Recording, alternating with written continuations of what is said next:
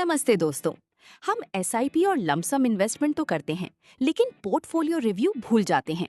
Portfolio को साल में 2 बार रिव्यू और कम से कम 1 बार रीबैलेंस जरूर करें। लेकिन याद रखिए, रीबैलेंसिंग का मतलब सिर्फ रिटर्न्स बढ़ाना नहीं, रिस्क कंट्रोल करना है। अब हम कुछ पोर्टफोलियो रीबैलेंसिंग के रीजन डिस्कस करते हैं। पहला रीजन, एलोकेशन बिगड़ जाना। रमेश जी का टारगेट था 70% इक्विटी, 30% डेट।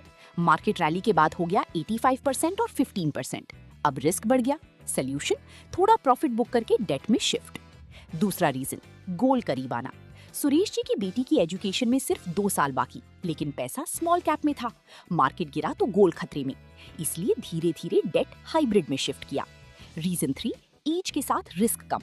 नेहा जी ने 30 की उम्र में स्मॉल कैप्स लिए, अब 52 की हैं, रिटायरमेंट करीब है, तो पैसा लार्ज कैप, डेट और बैलेंस्ड एडवांटेज फंड्स में शिफ्ट किया। रीजन 4, खराब फंड परफॉर्मेंस। राहुल जी का मिड कैप फंड 3 साल से बेंचमार्क से नीचे, दूसरे फंड्स बेहतर थे तो रिप्लेसमेंट पर विचार किया, लेकिन 3-6 महीने की खराब परफॉर्मेंस पर स्विच नहीं। रीजन 5, सीम कैटेगरी के ज्यादा फंड्स। अमित जी के 4 लार्ज कैप फंड्स में सीम स्टॉक्स थे, रियल डाइवर्सिफिकेशन नहीं था तो सिर्फ 2 अच्छे डाइवर्सिफाइड फंड्स रखे।